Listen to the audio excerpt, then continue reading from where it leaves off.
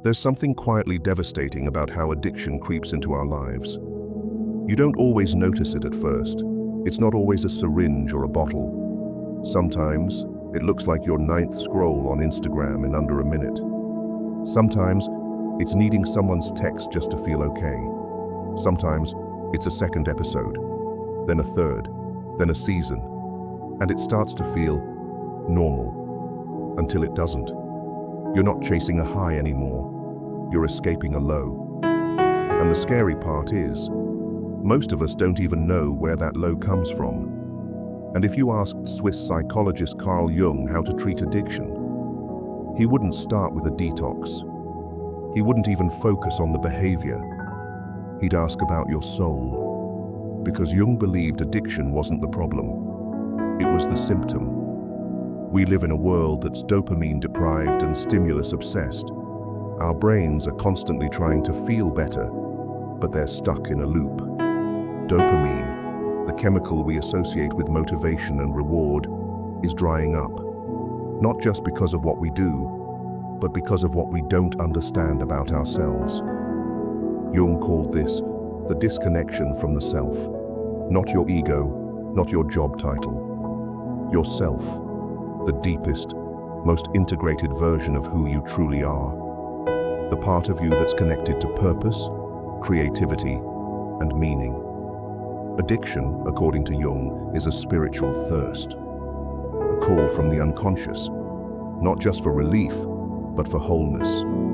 In his words, every form of addiction is bad, no matter whether the narcotic be alcohol or morphine or idealism.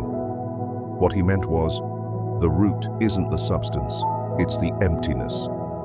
This is where most modern approaches to addiction fall short. We treat the habit, but we don't meet the human. We patch the leak, but ignore the cracked foundation. Jung believed that lasting healing only comes when we're brave enough to look inward, at the shadow parts of ourselves we've buried, the parts we judge, the parts we fear, the parts that are begging to be seen, not silenced. And if that feels overwhelming, you're not alone. Because here's the truth. The shadow isn't bad. It is repressed energy. And ironically, it's where the healing lives. But here's the amazing part. Wait for it. Jung didn't just leave us with theories. He left a map, a psychological and spiritual toolkit to begin reintegrating what's been lost. Tools that help us understand why the dopamine is gone in the first place, and how to live in a way that naturally restores it. Not by chasing pleasure, but by aligning with purpose. We're going to get into those tools, practical ones, spiritual ones, even ones you can start today. So stay until the end of this video, because what you'll discover isn't just how to treat addiction, it's how to finally understand the part of you that's been calling out through it. And before we continue, if you're someone who loves expanding your mind and exploring the deeper layers of life, make sure to subscribe to Fractal Wisdom so you never miss a moment of this journey inward. So if addiction is the symptom and not the cause, then what's underneath it? Let's talk about dopamine, not as a buzzword, but as a messenger.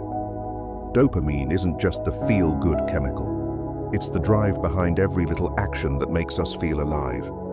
It is motivation, anticipation, and reward. The ping of a message, the first bite of dessert, the warm text that says, thinking of you. And when you're running low on dopamine, life starts to feel gray, uninspired, and flat. That's when the craving begins. But dopamine depletion doesn't start with Netflix or fast food. It usually starts way earlier. It starts with emotional suppression, with environments where authenticity had a cost, where maybe you had to be the good kid, or the strong one, or the fixer. You learn to push your needs aside, to survive, and in that push, you disconnected from the self. Jung called this psychic splitting. It's when you bury the parts of you that weren't welcome and build a mask instead. And what does the brain do with that kind of chronic disconnection? It searches for relief. Some chase it in a bottle, others in a partner or a screen. But it's not about the thing. It's about the feeling they're trying to recreate. A spark of meaning, a sense of being enough, even if just for a moment. So now we're caught, not in addiction, but in a loop. Inner emptiness, leading to dopamine crash, escape behavior, shame, and then more emptiness. Carl Jung understood that healing this loop isn't about willpower. It's about integration. He once wrote, "We don't become enlightened by imagining figures of light, but by making the darkness conscious." That means turning toward the part of you that's hurting, not avoiding it. That means asking, what pain is this addiction trying to anesthetize? And what part of me have I abandoned in order to cope? This is where Jung's approach radically differs from traditional models. He didn't just want you sober, he wanted you whole. And that wholeness starts with awareness, with seeing the patterns not as failures but as clues, little smoke signals from your unconscious, guiding you home. This is why Jung believed dreams were sacred, why symbols and archetypes mattered. They were messages from the parts of ourselves we forgot.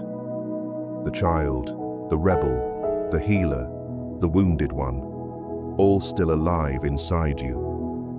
And until we make space for them, we'll keep trying to feel whole through things that were never meant to complete us.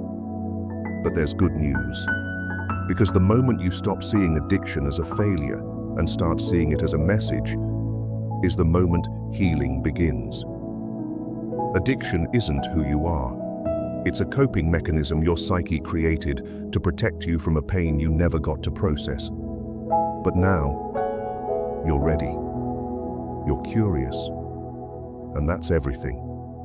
So let's explore 3 tools, practical, spiritual, and soul-nourishing, that can help you connect with your deeper self and reveal what's really behind those compulsive patterns. These tools aren't about fighting the addiction, they're about listening to it. Tool number 1, shadow work. Carl Jung's most revolutionary idea was the shadow, the hidden part of our psyche where we store everything we've rejected, denied, or judged about ourselves. The anger, the sadness, the jealousy, the fear, even the desire to feel powerful, loved, or seen. These parts don't disappear. They just go underground, and they leak out through our addictions, projections, and patterns. Shadow work is the process of making the unconscious conscious.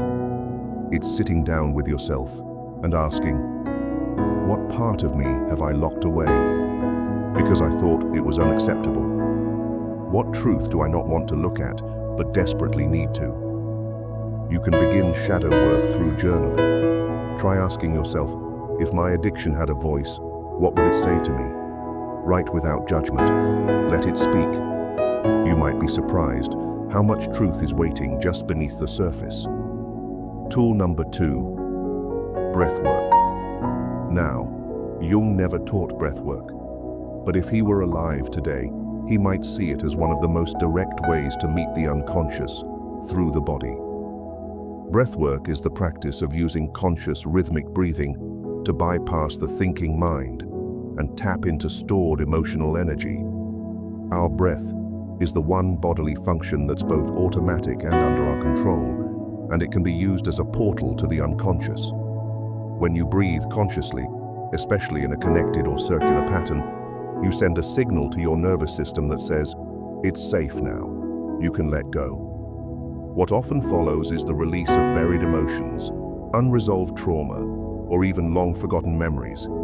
Some people cry, some laugh, some shake, some feel clarity they've never felt before. This isn't just emotional detox, it's psychological integration. You're clearing the energetic blocks that addiction tried to numb. Addiction numbs, breathwork reveals.